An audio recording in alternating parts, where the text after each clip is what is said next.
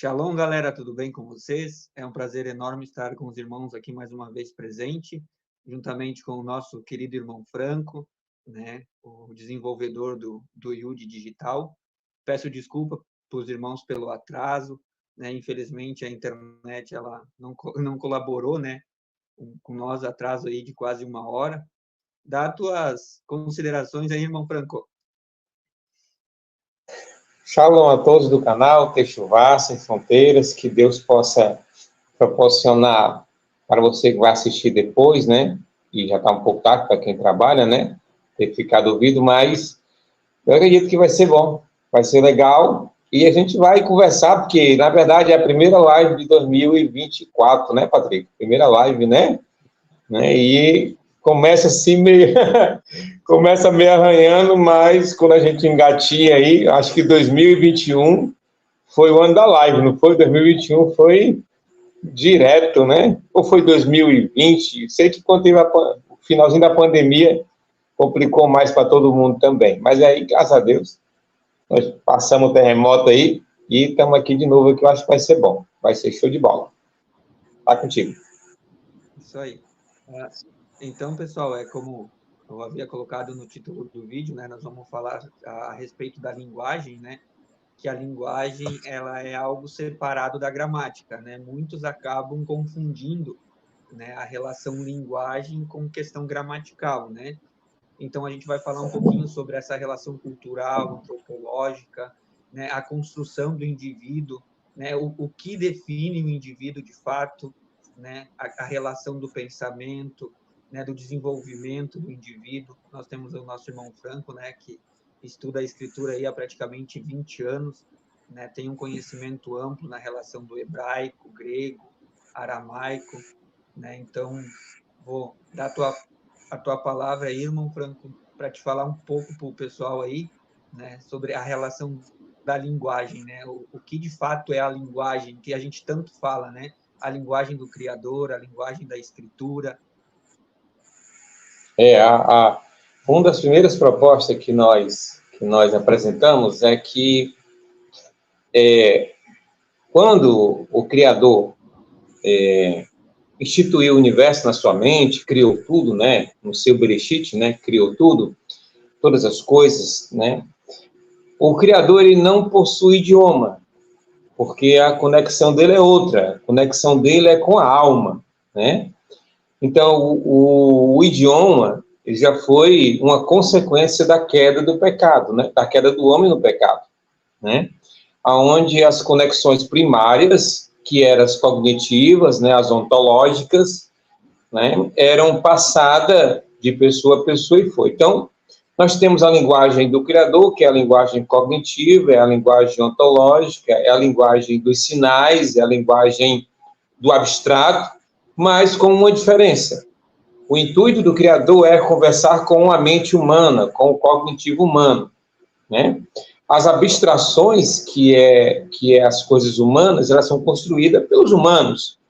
E aí onde veio, nós temos a ideia que a construção, os idiomas partiram a partir da ideia de Babel. Em Babel, há instituído aí línguas diferentes, idiomas diferentes, e as pessoas não mais se entendiam. Então, a perda cognitiva foi geral, né?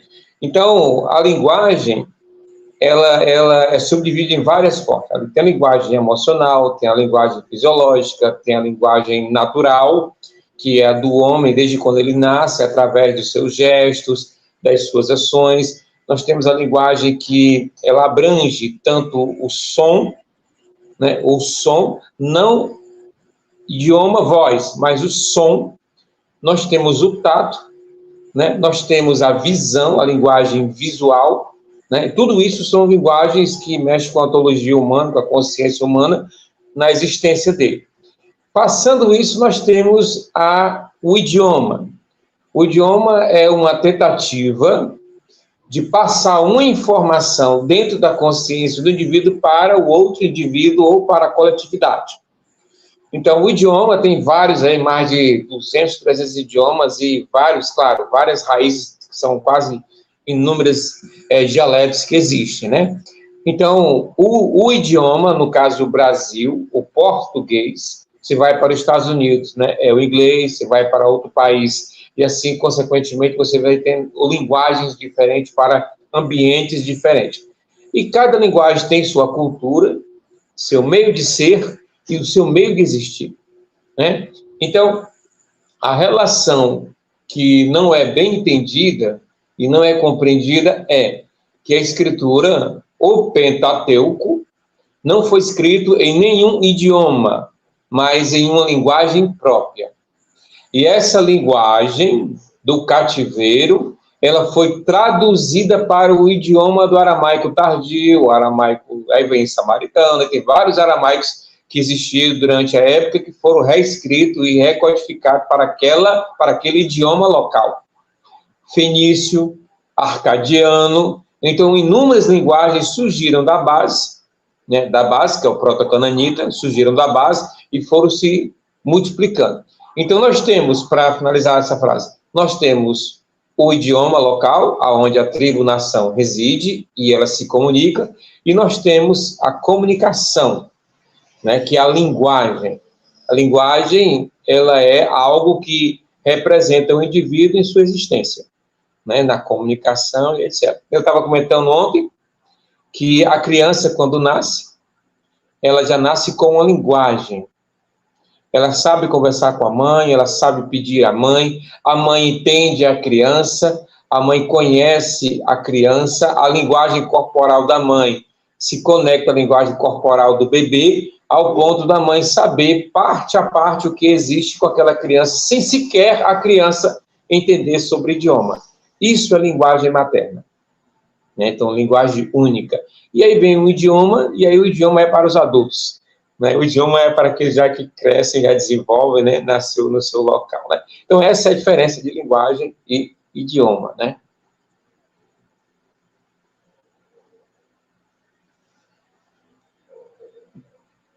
Então a gente vê, né, que a gente tem um processo, né, irmão Franco, muito interessante antes dilúvio e pós-dilúvio, né? Então a gente vê que a Sim. relação antes do dilúvio, né, se era dada pela linguagem, né? Então o que acontece? Sim. Após o dilúvio, a gente se tem um processo de tradição oral, né? A gente vê que foi passado de patriarca para patriarca, né, e se foi construído uma identidade, né, e se foi elaborado uma relação de quê? De etnia, né? Que a gente chama os semitas, né? Então tem todo esse processo, por exemplo, quando a gente fala que um semita ele não pensa da forma com que a gente pensa, né? E aí entra a questão da dificuldade de interpretar a escritura, por quê? Porque a construção da mente é totalmente diferente da nossa, né? A relação deles é mais voltada para a realidade, né, do que para a relação de expressão, né? A gente tem muito essa relação de se expressar, né, de falar, e eles não, eles são mais um processo racional, mais voltado para o real. Eles usam relações reais, né, para expressar ou para transmitir uma ideia ou uma construção, né? E isso é muito interessante, porque o próprio Proto, né, ele demonstra isso, né? Até porque não eram letras, né, eram símbolos, né? Então existe uma relação muito mais forte na transmissão da ideia do que da relação de gramática, de escrita, né? Porque ela transmite mais a ideia, né, do escritor do que a relação da palavra em si, né?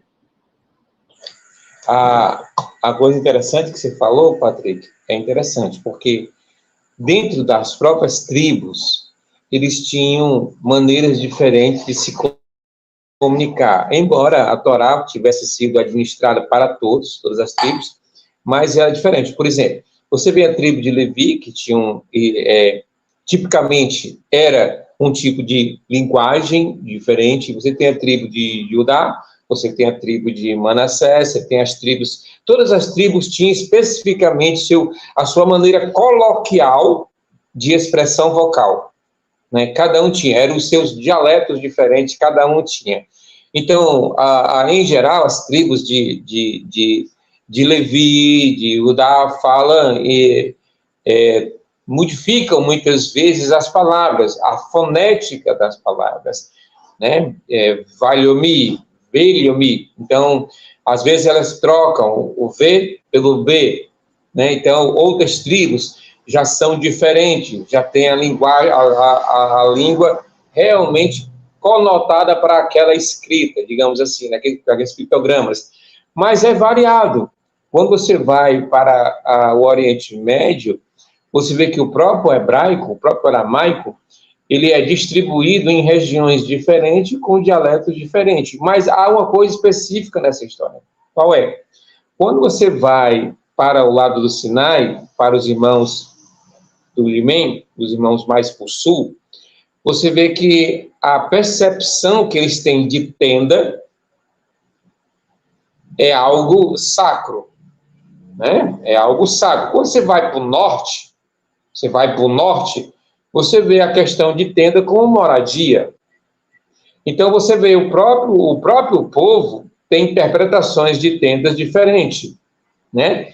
Para o sul, tenda é sacro, é divino, estabelece a visão da vida no deserto, é o campo de sabedoria, é o campo onde a família vem. E você vai para o outro, jamais pela questão de estadia, de moradia. Então, aí você vê que no próprio Oriente Médio, você tem que compreender uma coisa importante. Qual é? É impossível você traduzir um idioma ou dialeto local sem você estar interagindo ou vivendo, ou pior, não ter nascido lá. Então, se você não tem cultura, se você não nasce, o que você vai ter é uma aproximação pelo idioma, mas você não vai ter a construção exata daquela palavra. Como, por exemplo, se você for lá se você for para um local muito simples ali, a área norte do Egito, você vai passando ali onde a ideia que se tem é que o próprio Paulo, né, andou por toda aquela área ali, descendo Macedônia, indo para a esquerda e descendo lá, fazendo toda a viagem ali, e tinha uma coisa interessante. Qual é? Quando você entra numa casa, entra numa tenda, se você é o anfitrião, você tem uma maneira de entrar. Se você é o convidado, você tem outra maneira de entrar. E você não adianta entrar pedindo perdão, pedindo desculpa, você não adianta entrar e você nem saudado é, né? Então, a linguagem cognitiva expressa a apresentação do indivíduo.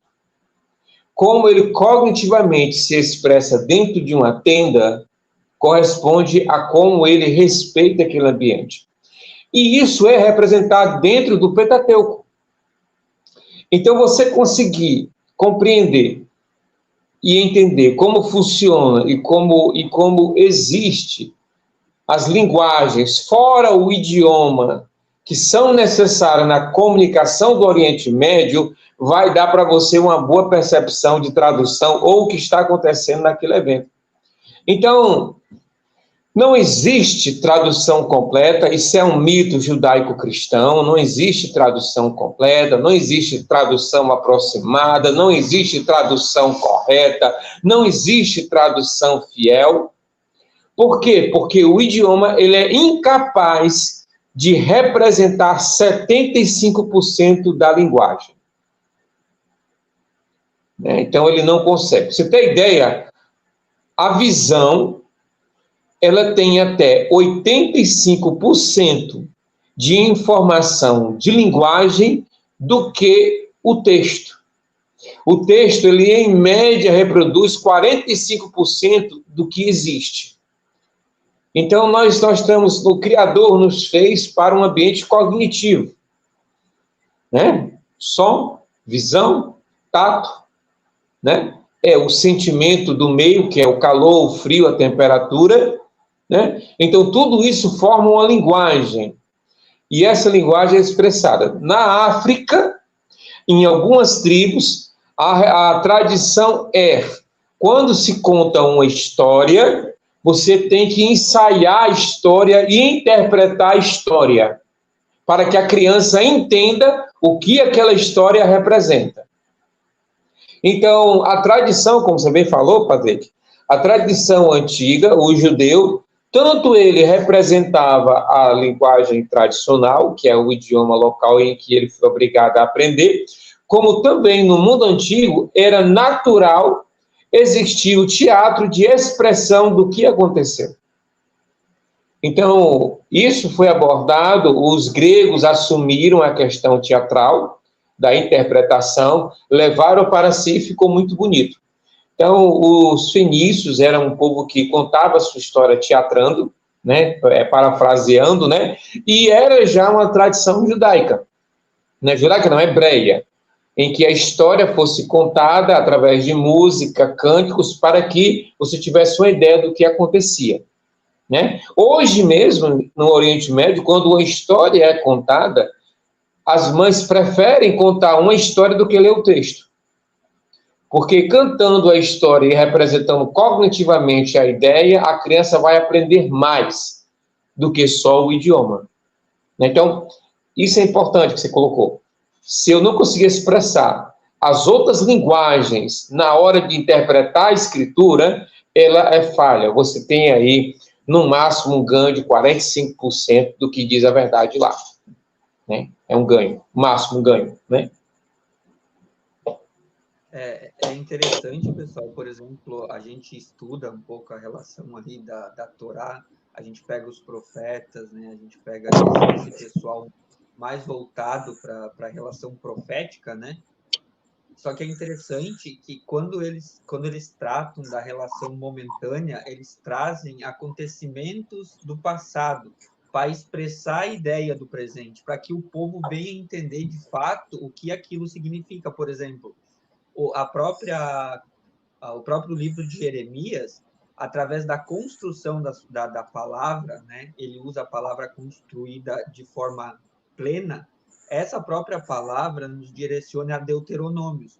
Então, quando ele pega e ele usa aquela palavra em si específica, ele não está usando apenas uma palavra como uma relação gramatical, mas ele traz todo um contexto cultural, antropológico, né, de algo que aconteceu e que o povo estava fazendo aquilo de novo. Então, ele dá o que? Ele dá indícios, né, de uma relação que aconteceu antes para que o povo não venha cair no mesmo erro. Isso é muito interessante. A escritura, ela é como se fosse um sistema de computador. Tu começa a ler, tu começa a pesquisar e tu vê que determinadas palavras nos direcionam a um acontecimento do passado para que a gente venha ter uma interpretação real do que o profeta em si está explicando. O hebraico moderno só funciona, em tese, só funciona dos livros proféticos em diante. Até então, você tem uma linguagem cognitiva, uma linguagem poética e uma linguagem cultural histórica. Por que eu digo que funciona ainda? Ainda funciona. Porque você é muito próximo ali daquela ideia que os rabinos construíram aí, instituíram, né, Urivi, né? Então, foram ali bem próximo ali onde foi constituído as novas escritas, né, digamos assim. Porque o hebraico arcaico, o futuro seria ele se tornar uma linguagem de ideogramas, igual ao japonês, e igual ao chinês e igual ao coreano. A ideia era vetorizar ou tornar randômico, circular, e se tornar ideogramas. Então, por exemplo, o Sol ia ter várias formações, formava ideograma, Lua, amor. Então, basicamente, como o chinês ou como o japonês, onde a casa a palavra moradia é um símbolo de casa, com um símbolo de vida misturado, que é um símbolo de paciência. Então, para eles, casa é um lugar de reconexão, é um lugar onde você recarrega a bateria. Casa é um local de paz, né? Quer dizer, a linguagem cognitiva expressa o seu sentimento e você consegue compreender o sentido que aquela palavra fomenta dentro de você. Mas, diferentemente, o que aconteceu com o hebraico? O hebraico, quando aconteceu que ele foi modificado para o aramaico, né? Para o aramaico, e esse aramaico, nós temos aí 15 tipos de aramaico, mais 45 tipos de vetores diferentes.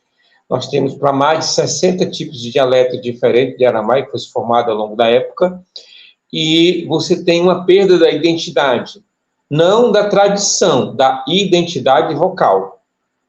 Da identidade vocal. Por exemplo, no Oriente Médio, para o lado da África, você tem tribos que ainda tinham a tradição antiga. Qual era? A palavra, por exemplo, a palavra Bereshit, não tem um significado, ela tem uma representatividade. Como as outras palavras de todo o hebraico, no caso do Pentateuco, tinham a representatividade.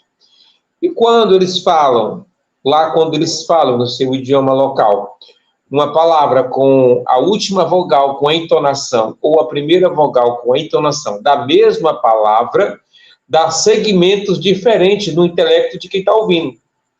Então, por exemplo, um caso simples, vamos lá, para as pessoas entendam e compreendam como o negócio não é fácil. Por exemplo, eu vou aqui falar, Patrick, e você vai me dizer o sentido cognitivo que essa mesma palavra expressa, ok? Vou compreender. Vamos lá. Uma simples frase. Tu vai. Eu estou expressando o quê? O que você acha que eu estou expressando? Uma ação. Não, uma ação, mas vamos lá. Certeza, dúvida, clareza. O que eu estou dizendo? Ó, tu vai? De incerteza. Incerteza. Agora, se eu digo, tu vai. Está afirmando. Estou dizendo o quê? Né? Afirmando. Agora eu digo, tu vai. Tu vai. Né? Então, dessa mesma forma que nós temos a linguagem, que o idioma trabalha com a linguagem vocal da entonação para representar o pensamento, era o que acontecia, que nós trabalhamos no YouTube, né? Que é a linguagem do Criador. A linguagem do Criador é a primeira manifestação da voz, da linguagem, da comunicação. Então, você não pode ver o Bereshit simplesmente como uma colocação, aquilo significa aquilo. Outro ponto importante que foi perdido, nós sabemos já que as letras não tinham a corroboração ocidental, da esquerda para a direita, todas viradas um rostinho para o lado. Isso não existe no mundo antigo. Então, todas as linguagens pictográficas, quando eu queria expressar uma ideia, eu modificava o desenho. Se eu queria fazer uma interrogação, uma exposição, as letras que representavam isso, ou ficava do lado do agente, ou virada para o outro lado.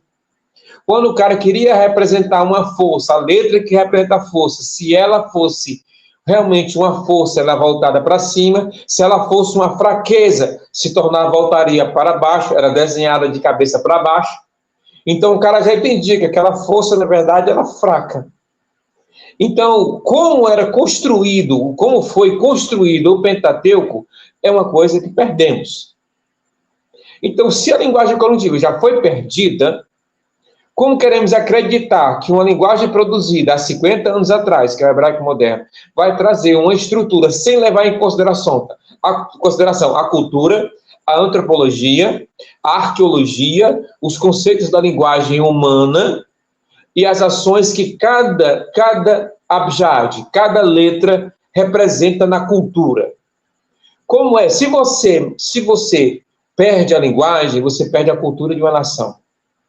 Sem linguagem, a nação morreu. Então, podemos dizer que a linguagem hebreia, a nação hebreia morreu no deserto. A nação hebreia morreu no deserto. Deu-se origem, então, à nação judaica. Né? Porque quando a linguagem morre, aquele povo morre. A cultura daquele povo morre. Então, o que se tem ainda, que temos ainda são o que significava cada abjad, cada letra, o seu valor, que Deus preservou, e como aquelas conexões funcionam, Deus preservou.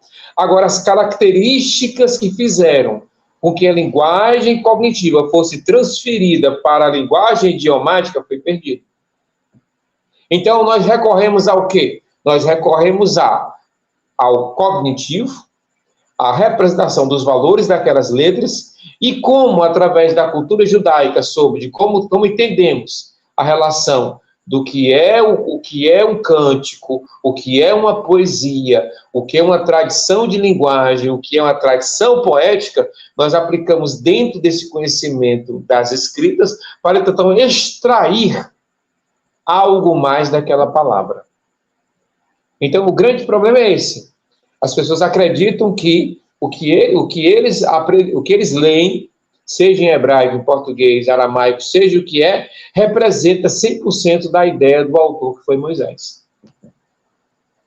Infelizmente. É interessante, né, irmão Franco, a gente vê que o próprio Messias, né, ele usa dessa linguagem, né? Quando ele fala, por exemplo, a relação das parábolas, né? Ele está falando para um povo que ia entender a mensagem que ele estava transmitindo. Ele não ia ficar falando algo no ar, algo tipo assim, não, eu vou falar e o povo não vai entender. Não, ele falava justamente para que aquele povo viesse a entender. Aquele povo tinha conhecimento do que ele falava, por quê? Porque era uma relação de experiência cotidiana deles. A própria questão ali da parábola da semeadura, né, irmão Franco, né? Que Inclusive tem aí, né? Tu tem aquela imagem. Isso. Tu Oi? tem aquela imagem? Tu tem aquela imagem do grupo? Deixa eu Tá ver no se eu celular, consigo tô, achar né? ela aqui. Vai comentando aí que eu vou ver se eu acho ela aqui, daí eu compartilho, tá? Um dos maiores problemas de todo judaizante que está iniciando, que ele não tem uma explicação mais profunda logo no começo, e de todo cristão que começa a estudar o hebraico e o grego, é um dos grandes problemas que ele enfrenta, claro, um dos mesmos grandes problemas é ele compreender a questão da linguagem original em que foi escrito. Né? Nós estamos falando de idioma, de linguagem. Então, por exemplo, quando nós lemos ou a Peshitta, aramaico, ou o grego, nós temos uma ideia de que eu vou interpretar em grego ou vou interpretar em siríaco, no conceito básico do século XIII, XIV, é onde foi escrito lá. Então, você tem uma falsa ideia, e quando você entende um texto movido pelaquele idioma, você está passivo a receber toda a tradição daquele idioma, todo o conceito daquele idioma, toda a abstração daquele idioma, aonde não era para ter. Né? Então, por exemplo, se você tem um texto grego, e você está lendo, se tem um texto aramaico, siríaco, você está lendo, você tem que ter condição de voltar ao pensamento semita do século II a.C. até Cristo.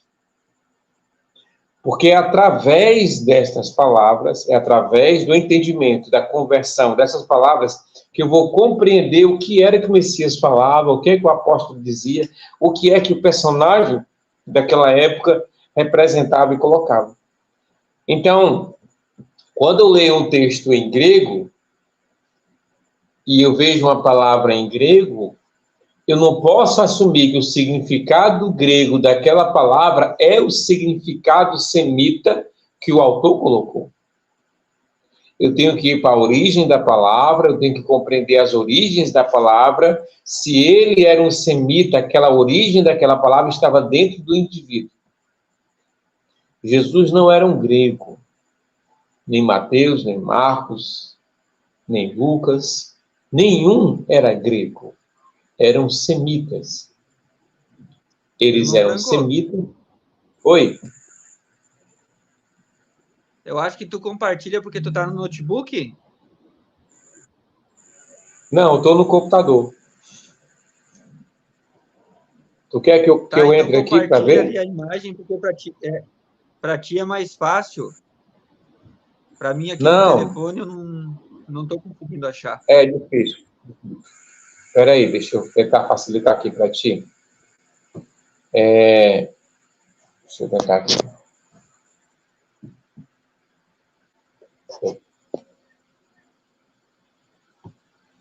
Pronto. É aqui. Ótimo.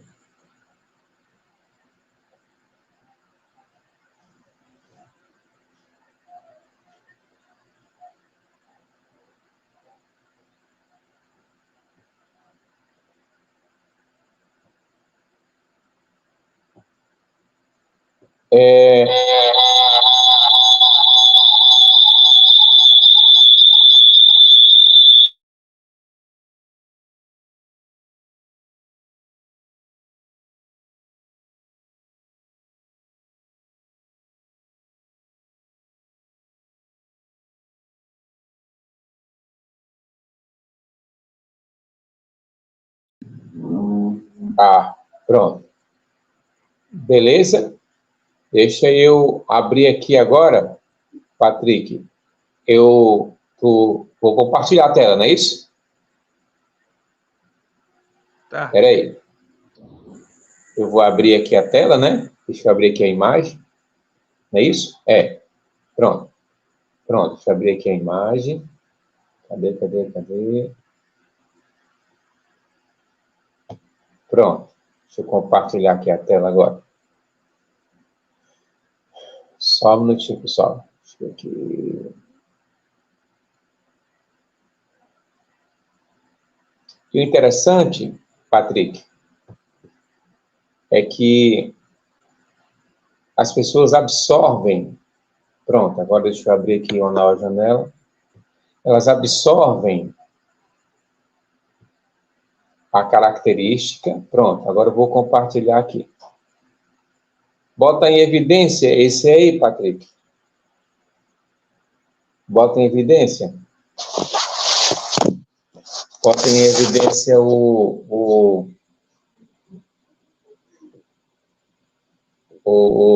Yudi. Coloca em evidência ele. Deixa eu ver aqui. Tá aí, eu compartilhei.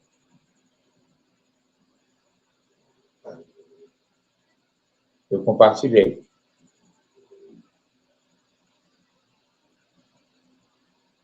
Aí. Pronto. Aí, deu certo agora.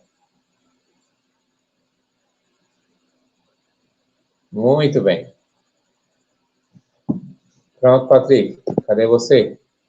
Pronto, pode falar.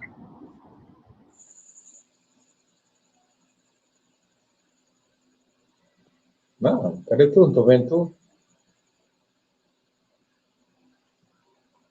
Pronto, agora tô te vendo. Também tava falando aqui. Pronto, tá, beleza. Eu fico meio cego, se eu não tô vendo, é porque eu acho que não tá tendo conexão. Ó, interessante como a gente foi abordando esse assunto aqui. Deixa eu aumentar aqui o zoom aqui. Tá bom, né? Dá para ver agora, né? Tá ótimo. Pronto, tá ótimo aqui. Beleza. Show de bola. Aí, pronto. Então, o que acontece? Que é muito interessante. No caso do Criador, no caso que você está comentando que Jesus fez fazendo a explicação do que era o sentimento semita sobre a questão da cultura do cultivo, né? Por exemplo, nós temos aqui a palavra sheresh, né? Que representa raízes. E a gente lá no Yuda estudamos, né, a relação do significado, né? Então, nós só fazemos as imagens lá e trazemos as pessoas conhecer. Então, nós temos aqui a ideia, justamente, do significado. Né?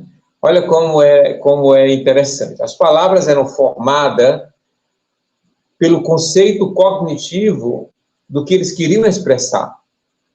Por exemplo, no caso da palavra, você tem uma formação, né, do Reish, que nós sabemos que ele é a coluna, ele é a base, ele é a sustentação, né? Ele é aquele que cresce, né? Ele é a árvore, ele é o carvalho, né? E você vê o Shin representando as forças que circulam o Reish. No caso, a semente, mas no caso aqui já não é a semente, é a raiz, né? Apresentando o quê? Apresentando que a vida, no caso da vida, a construção da vida, quer dizer, o ato de erguer, da natureza erguer, é necessário que nós temos o quê? Aprender a viver e a suportar, a condicionar a nossa vida às pressões da vida.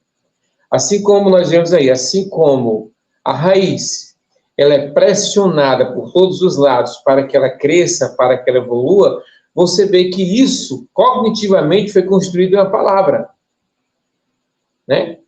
Sheresh significa o ato de que o solo, a raiz, ela cresce, ela tem vigor, né? Sabendo conviver com o seu meio, com a sua volta, e aquilo vai trabalhar dentro de sua vida para o crescimento. Então, você vê que no caso de Cristo, como você comentou, Cristo, ele usou a mesma ideia do povo hebreu. Para que uma semente ela possa crescer, ela está dentro de um ambiente, de um solo que dê condição para ela viver, que tenha condição para ela se sustentar. Aquele solo, ele precisa ser fértil. Aquele solo precisa ter água, precisa ter espaço, né? Então, você tem a terra, você tem os nutrientes, você tem essa relação, né?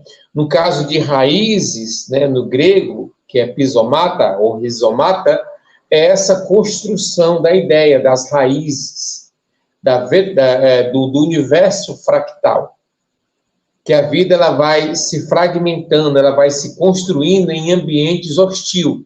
No caso aí de rizomata, essa expressão grega, traz o quê? De que a vida, ela encontra seus caminhos para a existência, né? Então, você vê que a própria linguagem, a própria construção da linguagem, ela vem trazendo uma ideia cognitiva de que a raiz, ela é circundada pela terra e a pressão e a força é essencial para a sua existência, né? E aí você vê, todos os profetas, todos os patriarcas viveram essa realização. Tiveram pressões de todos os lados, tiveram uma força tremenda contra eles, por frente, por trás, por cima, por baixo. E eles, claro, com o Criador e com a força do poder dele, e com a obstinação e a força de vontade e a fé, eles conseguiram conviver com o meio, crescer e se estabelecer. Então, a palavra em si, ela tinha uma ação cognitiva. Ela tinha uma expressão cognitiva. E o idioma pegou os conceitos cognitivos da palavra e deu um significado, né? Então, eles pegam raízes, aquela palavra só tem uma terminologia, que é um link que leva ao cognitivo. A palavra é um link que leva ao cognitivo. Aquela palavra não tem mais nenhuma importância. Raiz é raiz. Se o indivíduo não sabe o que é uma raiz, se ele nunca viu uma raiz, ele perde a maior parte da comunicação. Então, da mesma forma, é a linguagem antiga, o Pentateuco. Se você não tem experiências cognitivas para entender cada palavra, você tem apenas uma parcela fraca do entendimento. Um agricultor ia compreender o que o hebreu colocou aí. Por quê? Porque o agricultor, ele tem conhecimento da terra, conhecimento da pressão que a terra faz sobre a raiz, tem conhecimento de como ajudar aquela planta a crescer, a fazer a muda, né? Então, ele entende esse processo, ele sabe o que é uma raiz, as adversidades que uma raiz vai ter, como aquela palavra raiz vai construir dentro daquele indivíduo uma realização. Mas, se você tem uma pessoa que não tem experiências cognitivas, é impossível ela ter uma gama de explicações em cima daquele texto hebreu que ele está lendo. Então, sem uma interpretação cognitiva, ele não tem capacidade de passar a informação contida no Pentateuco para aquele que ele está representando, né? Tem que ter experiência. Aí a gente experiência. vê o próprio Shin ali, né? Dos dois lados, né? Então, representa bem certo essa relação de força, de algo que prende, né? E aí tu vê o Reishi no meio, né? Que traz o processo justamente de crescimento para cima, né? Exatamente. Tudo a linguagem foi construída na visualização, na ontologia, dentro da consciência do indivíduo, aonde ele se representa no universo onde ele está. Então, é a maior falácia do mundo dizer que o Pentateuco foi escrito no idioma hebraico moderno. Porque naquele tempo não existia idioma, nenhum idioma. O que existia era a linguagem de sinais. Nem fenício, nem serofenício, nem qualquer outro idioma, aramaico, arcádio.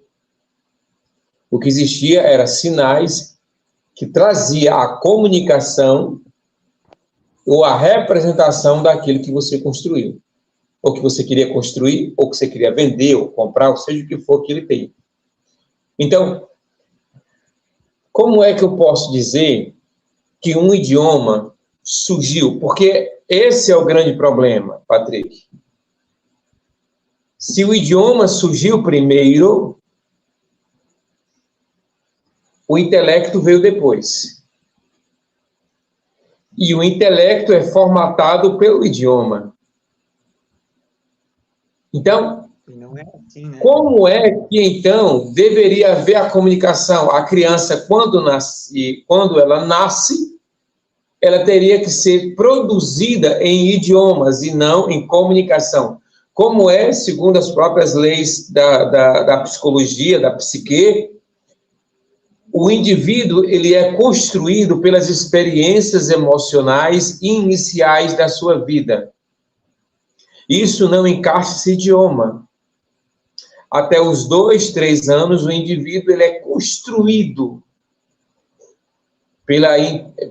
pelo meio que o cerca, pela construção que o cerca, pelas experiências que ele vive. Então, o cérebro humano ele é formado pelas experiências cognitivas desde o ventre de sua mãe, em formatações até a ideia do esclarecimento. Então, é equivocado dizer que o idioma veio primeiro do que a linguagem. Né? Então, esse é um grande problema. Né? Dizer que o idioma veio primeiro. Vou mostrar aqui outra imagem, para a gente poder expressar. Aí a gente mesmo que estuda, né?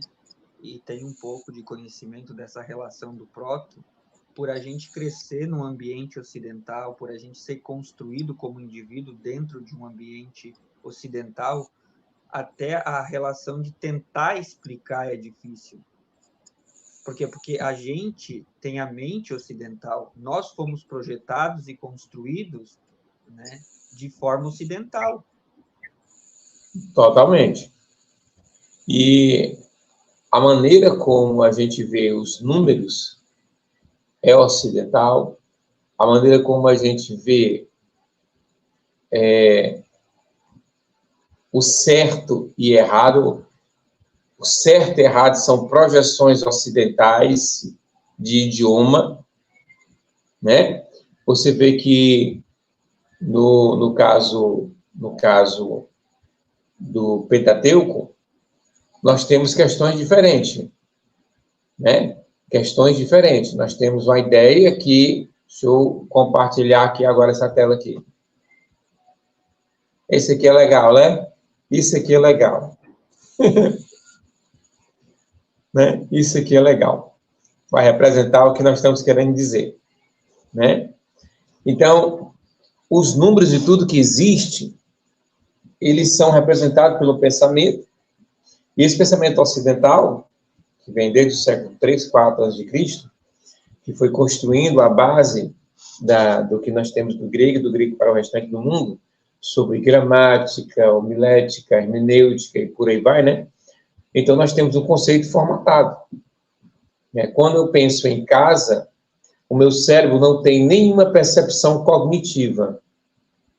Aquela palavra representa uma informação.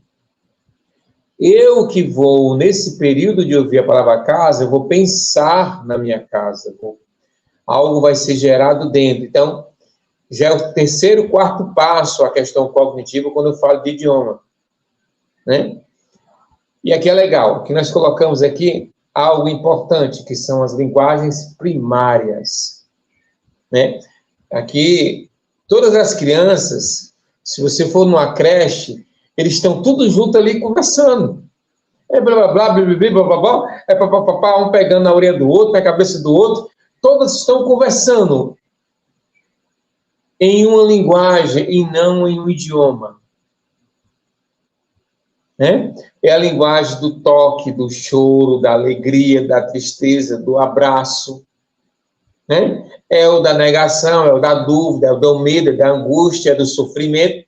Essas crianças, o corpo da criança, ela consegue expor o sentimento por completo na sua expressão. E a outra criança consegue ler, porque o idioma ainda não atrapalhou o seu lado cognitivo. Então, as linguagens primárias que nós estudamos têm essa ideia de retornarmos à origem, para então, voltando à origem, nós podemos compreender o que nós perdemos. Né? Então, eu estava comentando, deixa eu ver aqui, linguagem primária, né? Aqui nós falamos que a linguagem primária, na psicologia, pode se referir a diferentes conceitos. Dependendo do contexto, abordaremos o seguinte, como expressão, que é uma das bases, a linguagem primária como expressão emocional. Né? As pessoas dizem assim, ele chora como bebê. Então, pessoas emocionais, elas vivem as características emocionais das expressões primárias, da linguagem primária. Né? Porque a linguagem primária foi muito efetiva, produziu muita cartaz, e essa cartaz fez com que os seus neurônios fossem abastecidos pelos engramas. Né? Então, a lembrança de experiência traz o lado cognitivo, que traz a expressão emocional. Então, é as experiências como crianças, cartazes, a existência de como ela é, que o seu corpo vai reagir. E quando nós lemos os Proto-Cananita, como nós lemos o Pentateuco Antigo, na linguagem antiga, começamos a compreender que aqueles símbolos ali tentavam expressar esse sentimento do autor na hora que ele escreveu. Então, recuperar esses sentimentos vai nos dar a ideia de qual o sentido emocional daquela palavra. Aquela palavra, qual era o efeito emocional que aquela palavra tinha. Né? Por exemplo, no grego. O grego, você pode ler o Novo Testamento todinho no afirmativo, você pode ler ele no imperativo, você pode ler o grego todinho, né? Até no interrogativo. Aí eu lhe pergunto, qual é a melhor opção de eu ler? Fulano traduziu, calma lá, estamos falando de linguagem primária de expressão emocional. Quando você escreve alguma coisa, você expressa sentimento. Embora o idioma seja o grego, mas há uma expressão emocional naquela carta. Então, se eu estou lendo a carta de maneira emocional, imperativa, eu vejo alguém com rancor dizendo o que quer. Se eu leio aquela carta de maneira, digamos assim, de maneira emocional ainda, claro, de forma passiva, eu entendo que é uma pessoa que escreveu tem muita paciência no que está escrevendo, já não é imperativa, já é paciente.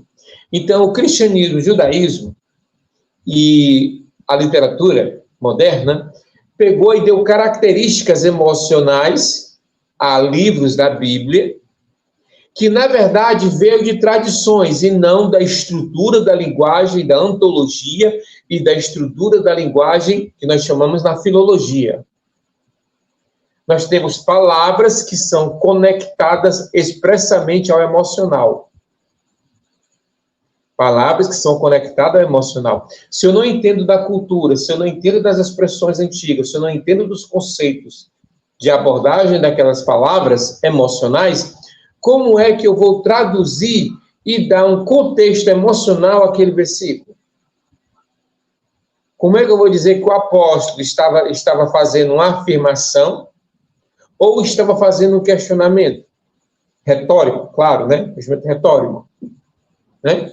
Então, por exemplo, um epístolo de João, 1 João, diz assim, né?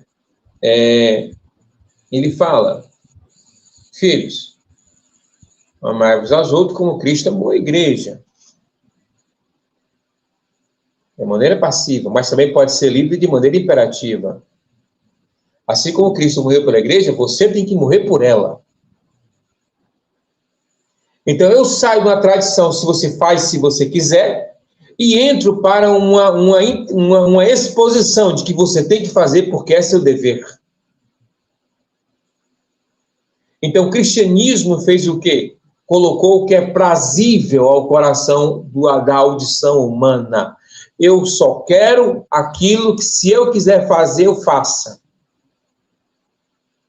É diferente das questões das expressões emocionais que aquelas palavras criaram. Então, quando eu vejo o movimento judaizante, o movimento cristão, pegando a Torá, né, deixando de lado o grego, que pode dar projeções de expressão emocional às palavras, e querendo trazer uma expressão de o hebraico moderno, sem esquecer que a linguagem grega traz questões importantes daquela palavra, questões de linguagem primária e emocionais, para tanger dentro do significado. Então, quando você despreza o aramaico e o grego, o siríaco e o grego, das projeções daquela palavra, você tem uma deficiência completa da sua explicação de qualquer texto bíblico. Né? Então, você tem a completa e total decadência do texto como ele é. Então, assim, por isso que... se você quer declarar sua fé, beleza, show de bola. Pode fazer, pode ler e pode declarar sua fé. Mas se você se intitula mestre ou professor e quer repassar informação, você não pode repassar da maneira comum. Você tem que estudar, tem que ir atrás e tem que entender. Ou você é fiel ou você é professor. Né? Então, as pessoas querem passar como professor o que sua fé professa. Aí onde há o erro. Né? Onde há o erro e há o engano. Né? Muitas coisas na nossa vida nós guardamos para nós. Né? São expressões da nossa alma, do nosso desejo, das nossas dores, nossas angústias. Elas muitas vezes não podem ser projetadas em um texto que eu leio. Ah, eu estou angustiado hoje. Eu estou angustiado, então eu vou ler aquele texto e aquele texto vai falar comigo. Será que ele vai falar contigo ou são suas necessidades emocionais que vão projetar o seu desejo no texto? Né? Então, quando você faz essa abordagem e leva as pessoas a pensar, elas realmente acreditam de que o sentimento delas não interfere numa explicação bíblica. Né? O texto em si, ele interfere quando o indivíduo está emocionalmente instável.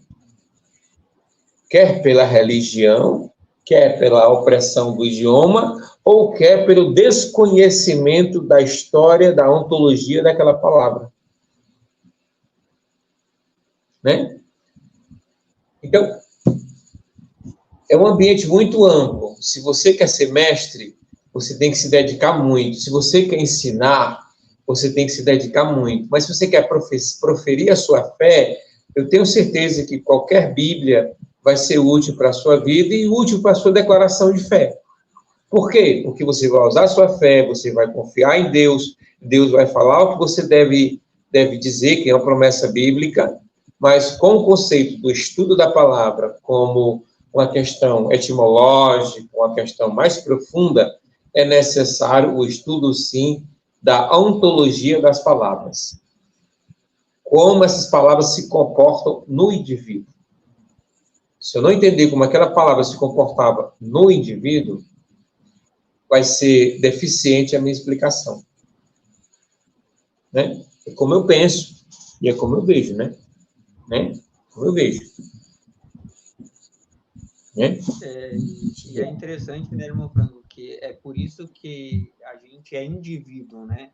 Por quê? Porque são justamente experiências, né, no passado, nessa construção de indivíduo, né, que nos tornam indivíduos. Por quê? Porque cada um teve uma experiência, cada um passou, né, por questões diferentes, pessoas que sofreram mais têm tendência a ser mais forte, né?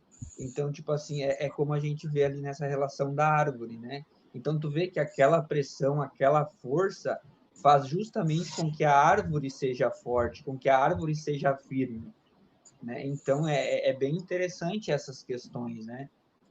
Exatamente. Hoje, por exemplo, hoje, Aí, né, através disso, eu não julgo mais ninguém. Por quê? Porque primeiro a gente tem que entender o ambiente em que a pessoa, né, foi construída, qual que foram as suas claro, necessidades, né, qual que foram as suas dificuldades, para aí sim a gente ter o quê? A gente ter um entendimento, né, do cérebro daquela pessoa. é como eu disse, se for para proferir a fé, testemunhar a fé, tenho certeza que Deus vai falar em qualquer tradução bíblica, Deus vai agir aí, vai trabalhar, porque o indivíduo está buscando a verdade. Mas essa, infelizmente, é uma verdade nua e crua. Se ele quer doutrinar, se ele quer passar um ensinamento novo, ele vai ter que estudar muito. Né? Ele vai ter que estudar. Porque enquanto ele é um fiel, a palavra diz que até a sua ignorância não é levada em consideração. Né? Porque ele é um fiel, ele está buscando a verdade aí, hoje ele acredita uma coisa, mas não acredita mais, depois volta a acreditar de novo, porque é um conceito daquele que está se construindo na realidade. Mas, quando você começa a ser professor, mestre, tutor, e etc. e tal, você tem a responsabilidade de procurar a verdade. Né?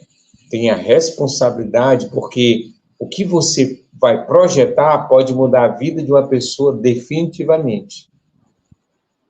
Né? Então, nada de achismo. Você tem que ir atrás do máximo possível. Eu coloquei esse texto aqui, que é um texto já... as pessoas não gostam muito dele porque envolve investimento financeiro na própria pessoa e não na sua vaidade. O que ele diz aqui? O princípio da sabedoria ele diz que adquirir a sabedoria com todos os seus recursos. Adquirir entendimento. O profeta colocou uma letra a mais. Né? Uma letra a mais. Então, você tem aqui, em verde, né, a letra que representa a palma da mão, a submissão, o caminhar, os passos, né? Então, você tem CAF, você tem o CAF, e ele vai representar toda uma questão nova nesse segmento aqui. Por quê? Você pode adquirir seus recursos, todos os recursos, né? Todos os recursos, né? Mas o que o profeta disse? O que Salomão colocou? É o seguinte: todos os seus recursos têm que vir da sua mão, das suas posses, que é o CAF, da sua submissão. Então, você tem que ser submisso ao conhecimento. O conhecimento tem que vir pelas suas mãos. Os recursos têm que vir pelas suas mãos. é o que nós chamamos de capar, né? Ou caprar, depende do dialeto. Mas capar, que é o ato de você sacrificar pelas suas mãos aquilo que vai lhe sofrer dano, o ato de que você vai, pelas suas mãos, extirpar. Você vai se autodenunciar através do sacrifício que está disposto a cumprir com aquele voto. Aí o profeta vai e coloca um caf. Então, o entendimento, você tem que ter submissão ao entendimento, à sabedoria. Você tem que entender que a sabedoria é maior do que você, é maior do que seu dinheiro, é maior do que o seu poder. Então, o sábio está dizendo o quê? Olha, a sabedoria, ela é tudo. O entendimento é tudo. Todos os teus recursos, se tu puder utilizar, obtenha o entendimento, porque ele vai salvar a sua vida, a sua família, as suas finanças, os seus recursos, a sua casa. Mas tudo isso aí vem com o CAF, com a submissão. Então, eu tenho que ter sabedoria, eu tenho que aprender, mas com humildade. Como é que eu vou ter a sabedoria de Deus se eu não sou humilde para pegar um ensinamento de alguém que eu não conheço? Como é que eu vou ter sabedoria se eu não sou humilde, se eu não pratico o CAF na minha vida? Eu tenho condição de assistir um documentário de um jovem ou de um idoso, que ele não é conhecido, mas ele traz um assunto importante. Aí eu não sou humilde o suficiente para adquirir aquele entendimento. Eu não tenho CAF. Eu não tenho CAF na minha vida. Então você não vai adquirir conhecimento. Você pode até comprá-lo, mas adquirir é outro ponto. Né? Então, a nossa linguagem consegue entender que as letras tinham uma forte influência na cultura hebreia. Então, quando Salomão acrescentou um CAF, não foi à toa, que nem o hebraico moderno diz, que é a maneira mais curta ou mais longa daquela palavra, ou a maneira de subsistência daquela palavra. Tipo assim, as raízes mais baixas daquela palavra e as raízes mais altas.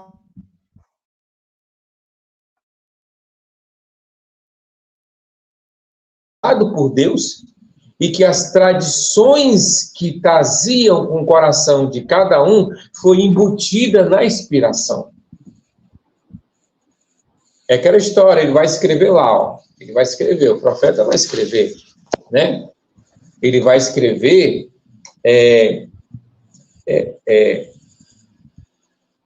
vida, por exemplo. Aí, então ele quer colocar vida, mas se aquele versículo representava uma vida financeira. Aí o profeta vai e diz, eu vou adicionar aqui uma letra para a pessoa ter cuidado. Eu boto lá um gimel, que é caminhada, uma vida de caminhada, prestar atenção à caminhada da vida. Aí ele coloca lá e deixa lá. Com as transformações da linguagem para o idioma, o cara vai lá e, ó, tem um gimel. Não, esse gimel é porque ele é o futuro do pretérito definido do fulano de tal, fulano de tal. Como se naquela época o indivíduo não tinha idioma plausível. O que existia são as tradições que moviam todo o conceito. Então, esse é o grande problema. Nós estudamos que a linguagem, ela não sofreu interferência humana, ela sofreu a inspiração divina para que aquelas letras representassem a vontade do Criador, no conceito do que é aquela palavra. Olha como é bonito aqui. Kini-ha-nekra. Kini-ha-nekra. Significa o quê? Os meus recursos, eu tenho que ser humilde para adquirir entendimento. Até o ato de eu chegar e dizer assim, quanto é esse livro aí? Você está dando preço aonde é valor. A sabedoria nunca vai chegar até a ti. Você pode até comprar, né? Mas não tem valor. Quando nós vamos, o interessante é quando nós vamos para os sebos de livros, o que nós vemos ali são valores. Vocês procuram livros antigos, procuram livros e tentam dar valor àquilo ali, né? Quando você chega no mundo moderno, contemporâneo, é preço. Aí o cara chega, quanto é isso aqui? Eu posso comprar, eu posso isso, aquilo, aí então o cara compra pelo preço, né? Sem dar o devido valor à obra. Ele quer em casa mostrar um bocado de livro. Coitado, ele não leu nem a metade. Mas ele quer dizer que ele não tinha um CAF. Ele quer dizer que ele tinha dinheiro e condição, e aquele dinheiro comprou um bocado de livro, e aí ele acha que é repleto de conhecimento. Então, por exemplo, aqui para quem aprende a linguagem do Criador, tem um conselho aí. A sabedoria, ela é recebida quando você usa seus recursos com humildade. A sabedoria encontra morada em você quando ela sabe que você utilizou seus recursos com humildade. Aí a sabedoria faz morada em você, né? Então, esses são compreensões em um nível em que as pessoas não conheciam até agora. Nós estamos aqui há 2 anos, são 18 anos de trabalho, 2 anos, estamos no 3º ano de publicação do IUD, e muitos ainda não compreenderam a didática, né?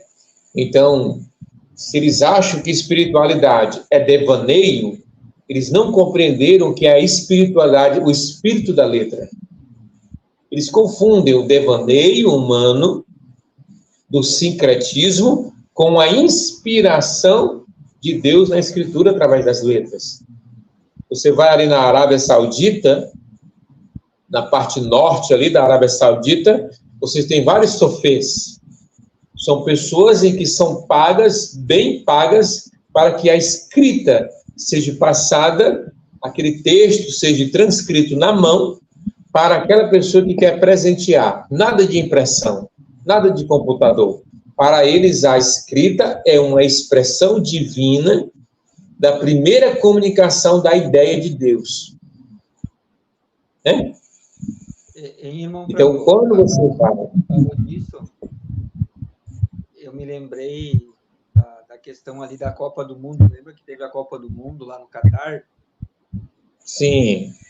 Que tinha aquele estádio lá que era a tenda, que era o estádio que era móvel, que eles conseguiam desmanchar o estádio.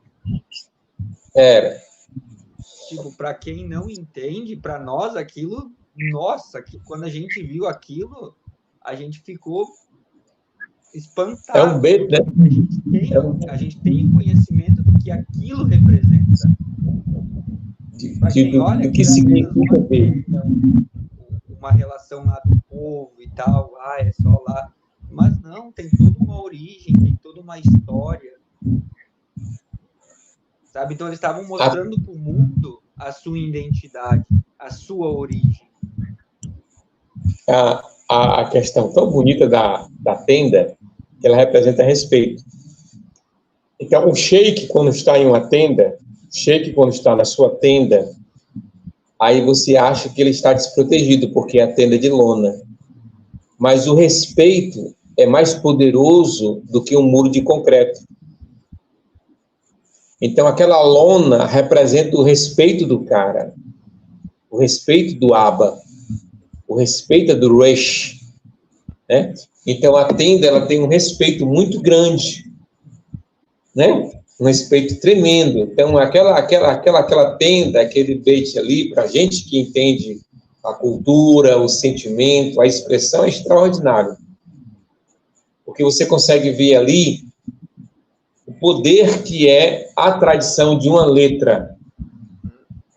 Que é o beit, né? Né? A tradição de uma letra. Então, eles viram ali aquele negócio bonito, maravilhoso.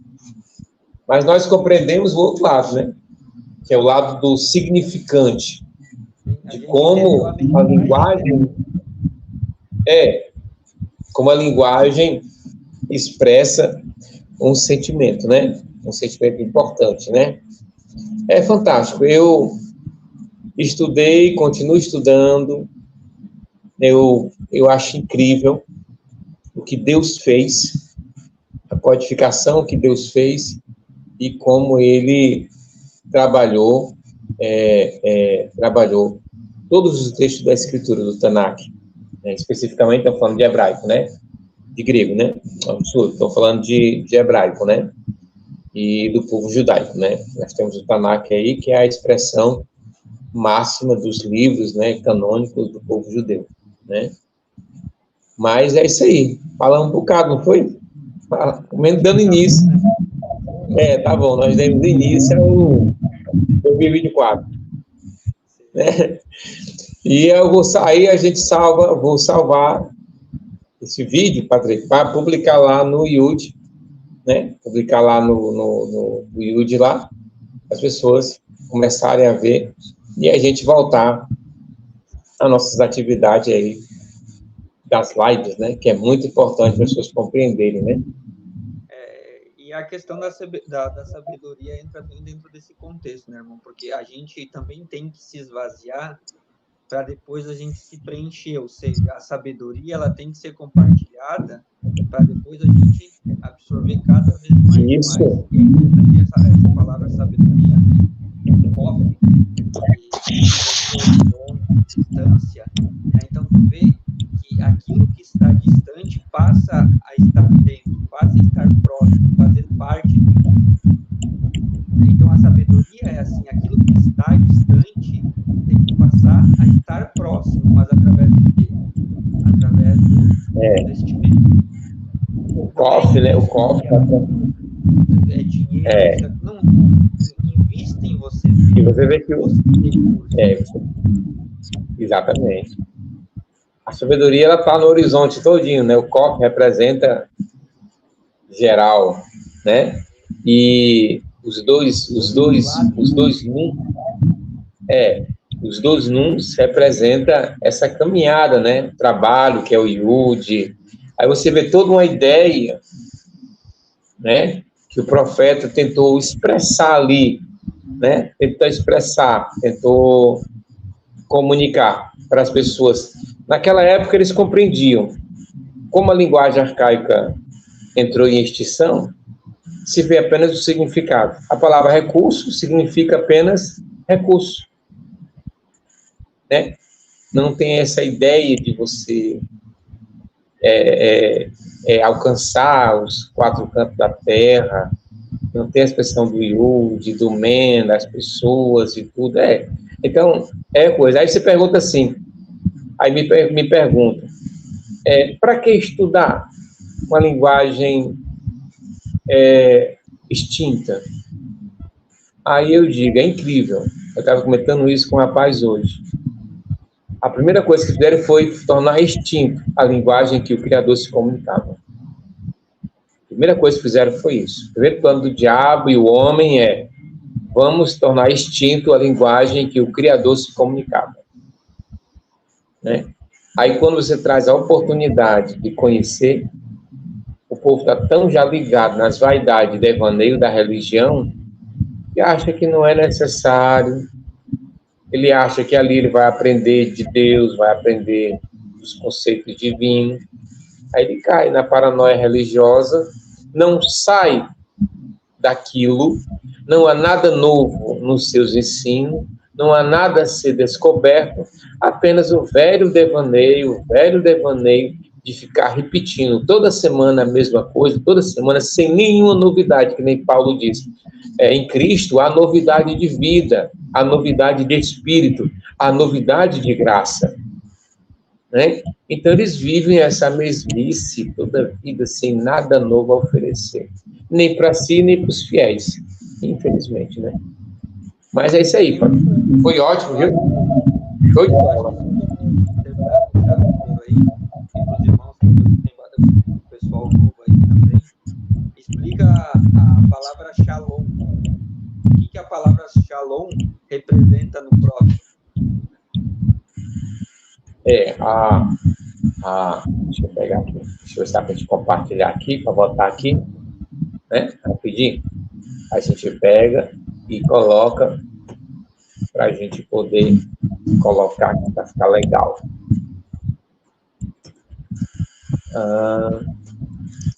É interessante que... Uma das palavras para mim mais bonitas que eu vi até hoje. E é interessante. Deixa eu colocar aqui. Vou colocar aqui do próprio Hebreu Digital, que é para os pictogramas, né? Para o pessoal compreender. Aqui, está aqui os pictogramas já. A Strong, eu acho que é 7963, 64, 79, deixa eu botar aqui, 7964, 7964, eu acho que é. 79, não é 7964, 7965.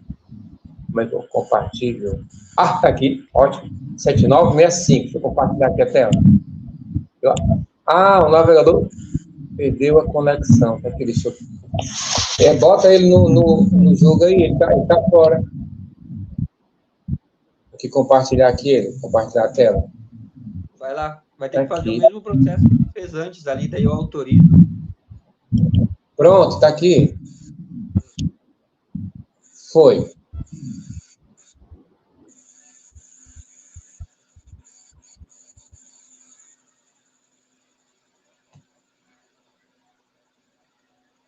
Pronto, foi. Tá aparecendo, não? Não.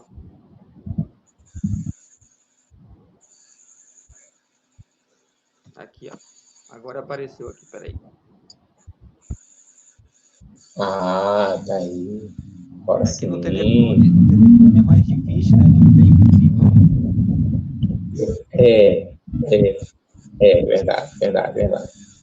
Verdade. Bom,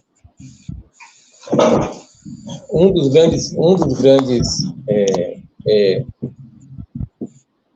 mitos, né, que as pessoas transformou a palavra shalom em uma saudação, né? Tornou uma saudação. Então, aquilo que era para explicar, aquilo que era para representar um estado de completa paz, Patrick, está 2%. Aquilo que era para representar a completa... No celular, eu estou no celular aqui, o está tempo aqui, né? Nós temos aqui a palavra shalom, representada pelo Shin, você vê aqui, representada pelo Shin. Aqui o Shin, pessoal, é esse símbolozinho aqui, ó. A branca está aparecendo, né? Representado aqui. Aí nós temos aqui, ó, o Lamed. Nós temos um Vav, é esse aqui. E nós temos aqui, ó, um momento, pessoal. Deixa eu dar o zoom aqui agora. Deixa eu aumentar aqui. Pronto.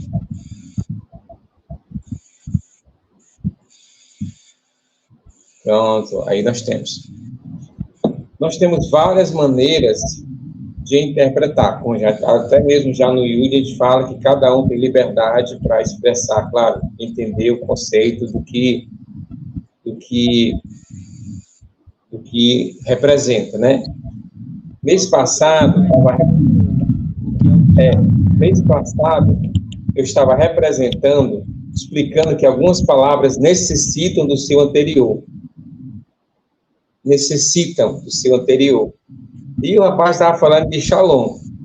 E eu disse, olha, shalom é estar completo, shalom é um estado de paz do indivíduo, é um estado em que ele se completa, e quando eu professo o shalom, eu me denuncio a um indivíduo que estou disposto a ajudá-lo, disposto a apoiar, disposto a enfrentar. Aí eu falei sobre justamente os passos.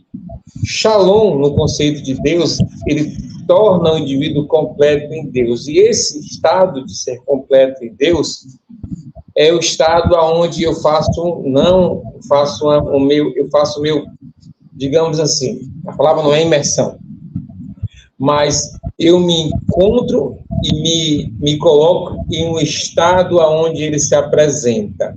Eu encontro paz nele, eu me torno completo nele, eu me completo como?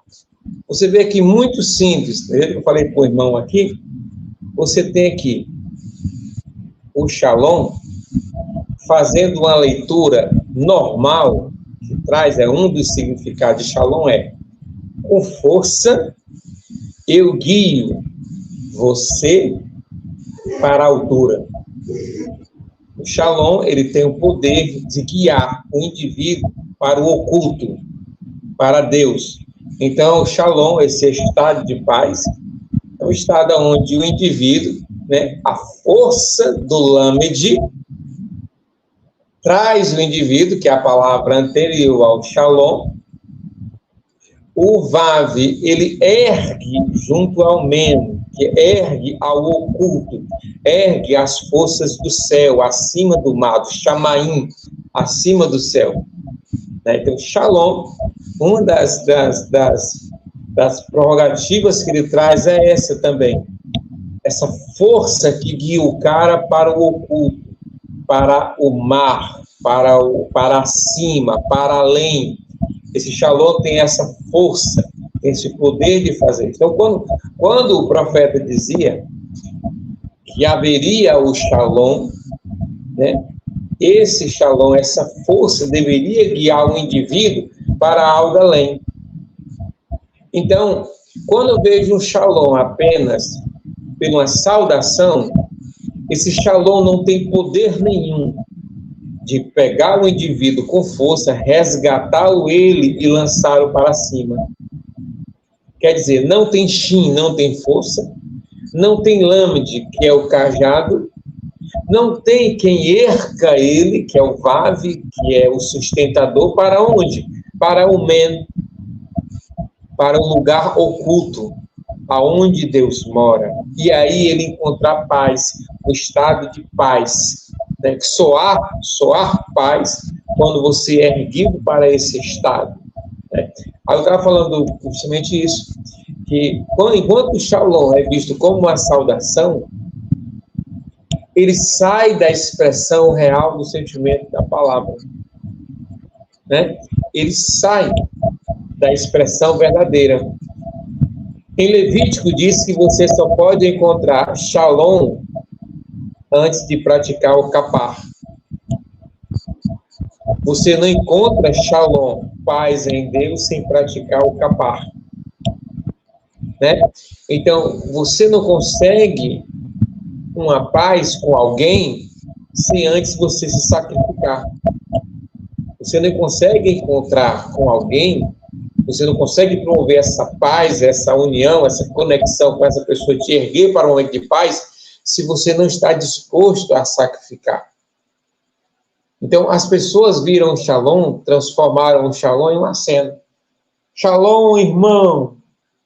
Quer dizer, esse Shalom não tem capacidade alguma de erguer o irmão para o que é o culto, para o estado de segurança, para o estado completo do Men.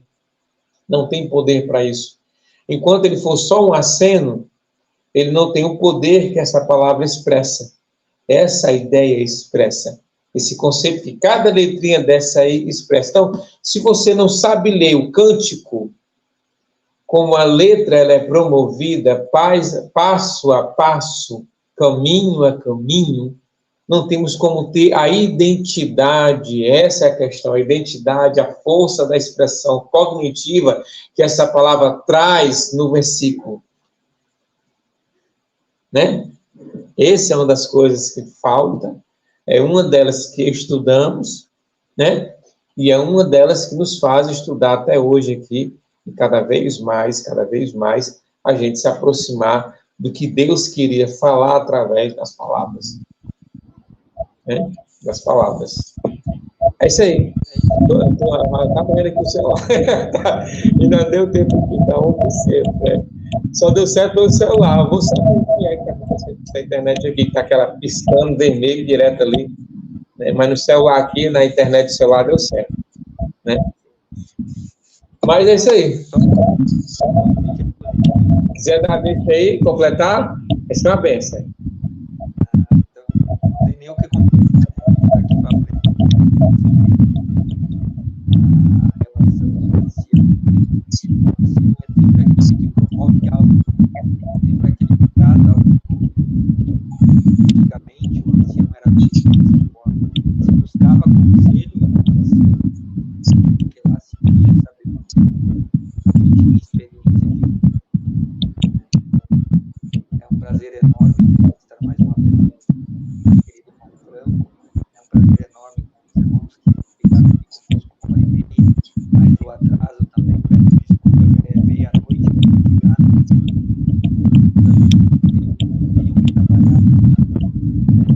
Eu agradeço de verdade a todos que venham derramar a sua shalom sobre vocês, que vocês venham ter aí um ciclo abençoado e cheio de prosperidade. Na paz. Para mim, é um prazer enorme estar compartilhando com você. Você é um amigo forte, companheiro, ao longo dos anos. E eu acredito que a gente vai, no mínimo, chegar naquilo em que a gente quer chegar. Né? Abrir a Escritura e tentar entender de maneira não mágica, espiritual, ao extremo, ao devaneio religioso, mas compreender ali pela tradição o que é que o Criador quis dizer, o que o Criador quis colocar, o que o Criador quis falar, né? Para que a gente possa ensinar nossos filhos, nossos amigos, né? Poder dizer que aquela palavra significa isso, a importância dessa palavra. Né? Quando eu digo shalom, estou dizendo que você vai ser erguido, você vai completo, você vai ser... Essa força dessa vontade do Criador vai te levar lá para cima. É meu desejo te ajudar a te erguer. É meu desejo te erguer para que você alcance os lugares altos, né? Aonde Deus habita, a consciência dele habita. Quando eu dou shalom, eu me transformo em shin. Eu tento dar força para que você seja erguido, e não apenas uma saudação. Né? Mas é isso aí. Obrigado pela oportunidade, meu irmão.